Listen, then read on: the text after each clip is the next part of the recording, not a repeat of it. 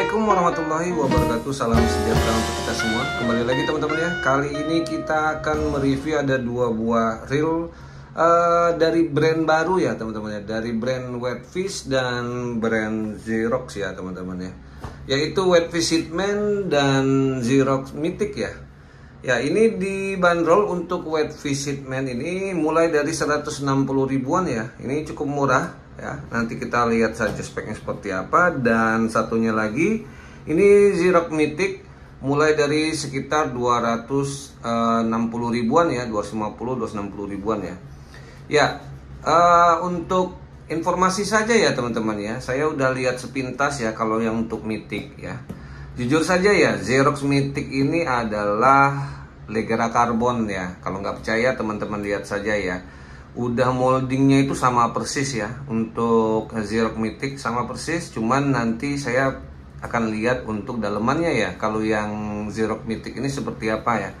Ya sama-sama berbodi karbon. Kalau nggak salah Legera karbon itu minusnya hanya di tuas arm guide-nya ya. Tuas arm guide-nya dia masih pakai plastik ya. Nah kalau dia Mythic ini ternyata sama ya berarti sama persis ya. Cuman ganti nama dan beda cutting spool saja ya.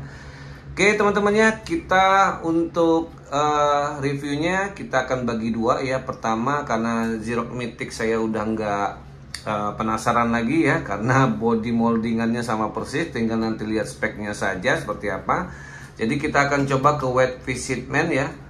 Karena Whitefish Hitman ini dibanderol cukup murah ya teman-teman, dimulai dari 160 ribuan. Jadi kita langsung saja ya, kita lihat penampakan dari brand baru Whitefish ya. Here come new challengers ya.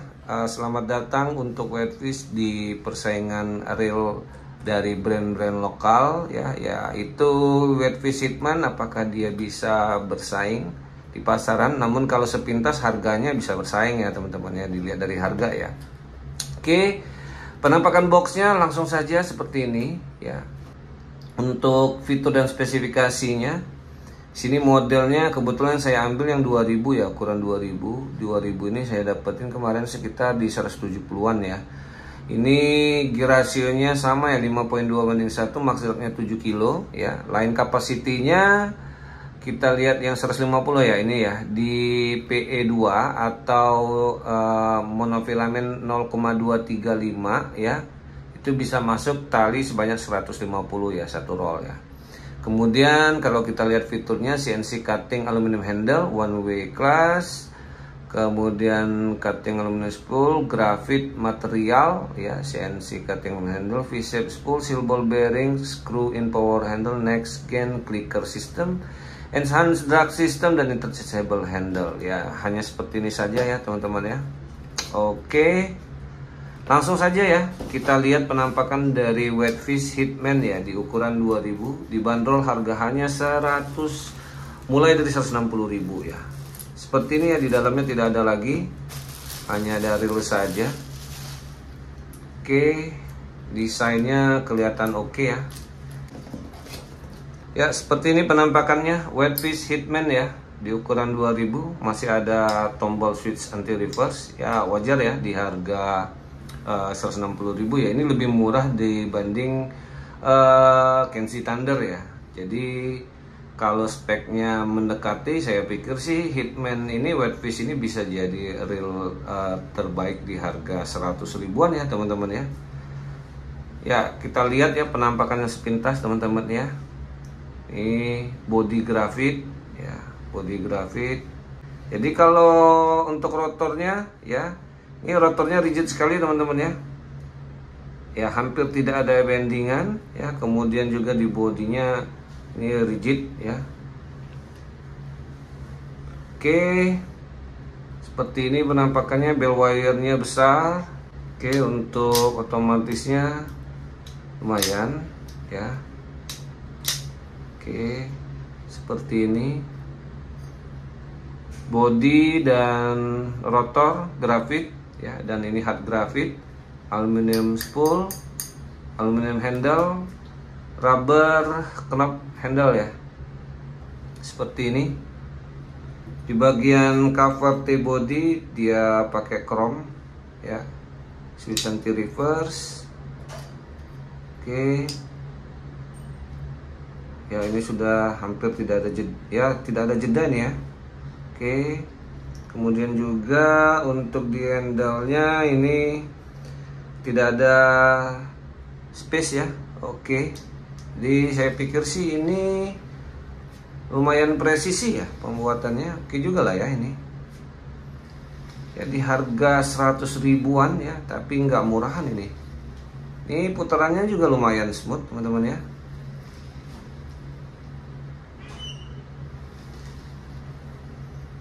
Oke, cakep ini ya. Di harga 100 ribuan, 160 ribu. Di bagian bawah footnya ada logo Whitefish ya. Kemudian apalagi nih ya. Ini sudah putaran sudah di rasio 5.2/1. Kita coba cek ya. Seperti ini ya. Bell wire menghadap ke kiri, handle menghadap ke atas. Kita coba 1, 2, 3, 4, 5. Oke, masih ada lebih sedikit. Ya, 5.2/1 ya. Oke. Cakep ya ini, teman-teman ya. Hitman Whitefish Hitman di ukuran 2000 ya. Saya pikir sih kalau dia sudah tidak pakai switch anti reverse ini oke banget ya, teman-teman ya. Oke. Kita coba timbang beratnya. Ya, berat Whitefish Hitman di ukuran 2000 ya, beratnya ada di 249 gram ya. Ini lumayan ya, standar ya teman-teman ya. Tidak berat dan tidak ringan. Oke. Ya, kita coba dengar suara klikernya. Ya, nyaring sekali ya teman-teman ya suara klikernya. Ini sudah pasti advance clicker ya. Ya, kita coba lihat langsung sebelum kita bongkar.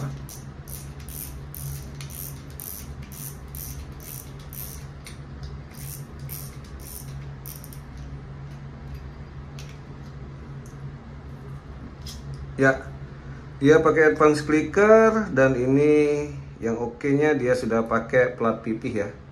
Namun ini lumayan tebal ya. Oke. Cakep ya ini. Ya, kita bongkar dulu ya teman-teman ya. Sudah kita bongkar, nanti baru kita akan review satu persatu ya. Oke. Oke ya teman-teman ya. Jadi ini sudah kebongkar semua ya. Dan kita pertama langsung saja ke bagian dari seal dulu ya. Karena yang bagian paling luar itu seal. Pertama kita lihat di drag knob spool ada satu seal. Kemudian di bagian handle juga ada seal, 2 seal ya. Ya, dan di bagian cap handle juga ada ya, 3. Dan yang satu ada di atas dari headman shaft ya. Seperti ini ya, teman-teman ya. Oke, jadi ada 4 seal water protection ya, bukan SW ya, teman-teman ya, water protection ya. Oke, kemudian lanjut ya, kita coba lihat dulu untuk ball bearing ya. Apakah ada ball bearing di bagian handle?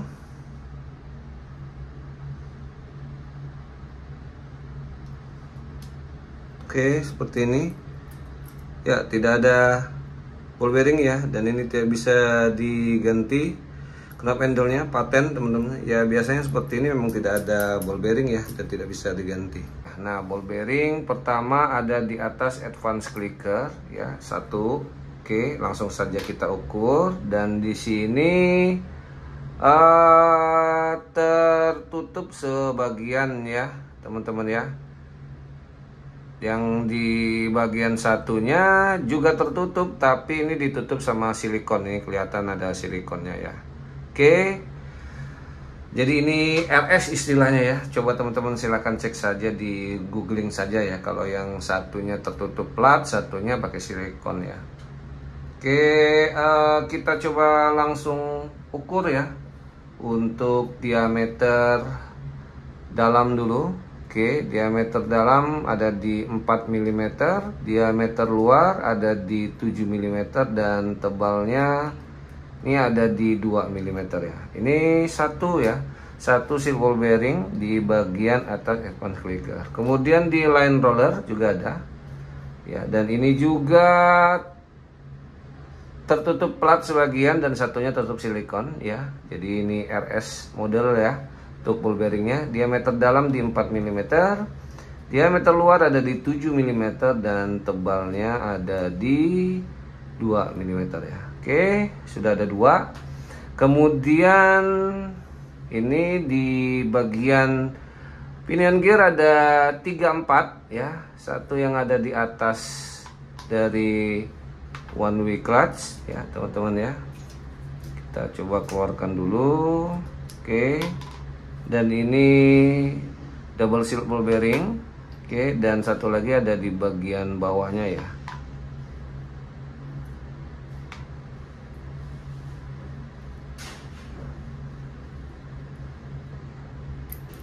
Oke, yang di bagian bawah ini masih terbuka ya teman-teman ya.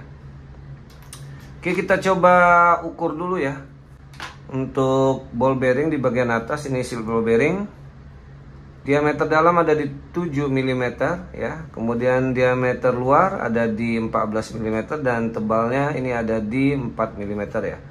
Kemudian seal ball bearing yang ada, sorry ya, bukan seal ball bearing ya. Ini ball bearing terbuka yang di bagian bawah dari one way clutch ya, karena posisinya di dalam ya teman-teman ya. Oke, ini diameter dalam ada di 7 mm, diameter luar ada di 14 mm, dan tebalnya ada di 3,5 mm ya. Jadi sudah ada 1, 2, 3, 4 ya. Kemudian 5, 6 nih. Jadi ada 6 ball bearing ya. Ball bearing ya, bukan seal ball bearing ya. 6 ball bearing teman-teman ya. Oke. Kita coba ukur yang di bagian kanan atau di bagian bawah dari drive gear. Ini diameter dalam ada di 7 mm, diameter luar ada di 10 atau 11 lah ya. Oke, diameter luar ada di 11 mm ya. Kemudian tebalnya ini ada di 3 mm ya. Nah, kemudian untuk ball bearing yang ada di bagian atas dari drive gear ya, atau di bagian kiri dari drive gear, ini diameter dalam ada di 8 mm, diameter luar ada di 14 mm, dan tebalnya ada di 4 mm ya. Oke, jadi jumlah ball bearing ada 1, 2, 3, 4, 5, 6 ya. Sedangkan di oscillationnya tidak ada ya. Di oscillation gear tidak ada nih, kosong ya. Oke, lanjut ya, kita ke bagian spool ya. Ini spoolnya spool dangkal teman-teman ya, ukuran 2000 spool dangkal. Jadi kalau kita lihat ya, di sini ada line capacity-nya ya. Untuk tali satu roll itu bisa masuk penuh di diameter tali 0,235 ya. Seperti ini ya teman-teman ya. Ini V-shape spool dan spoolnya dangkal ya. Cakep ya ini. Buat casting oke, buat kolaman oke ya. Oke, kemudian untuk di sistem pengereman drag washer system ya. Dia menggunakan drag washer berbahan felt dan juga ada 2 dishwasher dan 1 key washer. Kita coba cek untuk kandungan ferritnya ya teman-teman ya. Ya, masih nempel semua ya. Oke. Kemudian ini alot sekali ya, kandungan magnetnya, ferritnya banyak ya. Kemudian kita lari ke advance clicker. Tadi sepintas sudah kita lihat ya teman-temannya, sudah memakai clicker pipih ya, namun lumayan tebal, dan ini suaranya besar sekali teman-teman ya. Dan tadi ada ball bearing. Kemudian juga kita lari ke seal head main shaftnya ya, ada cover ya, cover dari bot rotor dan sealnya seperti ini ya, tadi sudah dicek juga. Oke, kemudian kita coba lihat dulu untuk di bagian bell arm assembly ya. Nah, di sini dia menggunakan spring guide ya, model pair seperti ini, dan untuk arm guide-nya sudah berbahan logam ya. Begitupun juga dengan level kicknya ya teman-teman ya. Oke, Kemudian untuk bell wire ya, ini bell wire-nya ini one piece ya. Di sini teman-temannya, jadi nggak ada lagi kocaknya di sini. Oke, kemudian untuk line roller ya, line rollernya terdiri atas ini ya teman-teman ya. Terdiri atas satu ball bearing ya. Tadi ya, ini satu ball bearing dan satu lagi bushing plastik ya. Seperti ini ya. Ini lumayan oke ya teman-teman ya. Di harga hanya 160 ribuan loh ya. Dan untuk line rollernya berbahan stainless ya. Oke. Ya, minimal seperti inilah ya teman-teman ya. Kalau kemarin yang kita review ya, dia malah tidak ada nih, teman-teman bisa lihat kan nih. Ya. Nah, jadi kan yang atasnya luarnya berputar, dalamnya ya tidak bersentuhan langsung dengan ini ya. Dengan bell wire-nya ya. Oke. Sudah di bagian rotor kita coba cek juga untuk bendingannya. Tadi sepintas sudah, tapi ini rigid sekali ya teman-teman nih. Ya, ini rigid sekali ya untuk bodi dan rotornya ya. Ini rotornya bukan main ya. Untuk main kolaman Galatama oke ya, freshwater oke sekali ya. Ini juga teman-teman bodinya ya recommended ya. Kalau untuk materialnya ini recommended banget ya. Untuk wet fish dipakai ikan-ikan babon oke ya. Cuman memang sepintas tadi kita lihat ya, untuk material masih banyak kandungan ferritnya, kadar besinya masih lumayan tinggi ya. Jadi sih lebih rekomennya ini untuk kolaman ya. Nah, kemudian kita lari ke bagian pinion gear teman-teman ya. Nih pinion gearnya berbahan brush pinion gear, kemudian ada one way clutch ya, masih ada switch anti reverse, dan ini standar. Kita coba ukur dulu ya untuk pinion gearnya. Ini panjang pinion gear ada di 41,5 mm. Kemudian diameter gearnya ya, ini diameter gearnya ada di 8,5 mm. Kemudian untuk asnya ya, ini ada di 5 mm ya teman-teman ya. Oke, lanjut ya, kita ke bagian dalaman ya. Di sini ada drive gear ya. Tadi sudah kita ukur juga untuk ball bearingnya, dan drive gearnya ini untuk gear payungnya berbahan zinc. Namun untuk di bagian asnya ya, ini asnya berbahan stainless ya teman-teman ya. Oke banget ya ini, di harga 160.000 loh ya. Ini diameter gear payungnya ya, ini ada di 27 ya, 27 mm ya teman-teman ya. Kemudian panjang asnya ini ada di 28,5 ya. Ini 28,5 mm ya. Sedangkan untuk diameter luar asnya ini di 8 mm. Oke. Ini cakep ya. Di harga 160 maksud saya ya. Di harga 160 ribuan ini cakep banget ya. Nah, kemudian untuk main shaftnya ini berbahan stainless, tapi kita coba cek apakah ini stainless steel varetic atau 304. Ya, ini stainless steel varetic ya teman-teman ya. Namun tidak begitu nempel banget ya dibanding dengan key washer tadi ya, dan dishwasher ya. Oke, kemudian juga di harga 160 ribuan teman-teman ya, dia sudah pakai pin slider. Untuk pin slidernya masih ada kandungan ferrit ya teman-teman ya, berbahan logam besi. Oscillation gear ya, ini oscillation gearnya tidak ada ball bearing. Coba kita ukur untuk diameter oscillation gear di 18,5 mm ya, diameter luar. Diameter gearnya ya termasuk ya. Ini untuk diameter dalamnya ada di 7 mm ya. Oke, seperti ini ya teman-teman ya. Oke, rasanya sudah semua ya teman-teman ya. Jadi saya coba tarik kesimpulan ya. Untuk wet fish Hitman ya di ukuran 2000 di harga hanya 170.000 ya kalau ukuran 2000. Jadi dia mulai di harga 160.000 ya untuk ukuran 1000. Saya pikir sih ini worth it ya teman-teman ya, melihat value-nya ya. Jadi value-nya itu berdasarkan dari spesifikasi dan harga ya. Nah, spesifikasi dengan harga yang dijual saya pikir tuh masuk ya teman-teman ya. Masuk banget lah ya. Karena dijual hanya 160 ribuan ya. tapi sudah dapat spek seperti ini ya. Keunggulannya pertama, dia sudah pakai spool dangkal V-shape spool ya, oke lah ya. Kemudian juga dia sudah pakai 4 seal waterproof. Selanjutnya untuk di bagian line roller dia sudah menggunakan ball bearing dan satunya bushing plastik, tuh oke. Advance clicker ya, dan ada satu ball bearing juga ya di atas dari advance clicker, oke. Kemudian juga di bagian pinion gear dia ada 2 ball bearing, dia bagian atas di bagian bawah, itu oke. Bikin main shaftnya tetap center terus, kemudian spoolnya jadi tidak kocak ya teman-teman ya.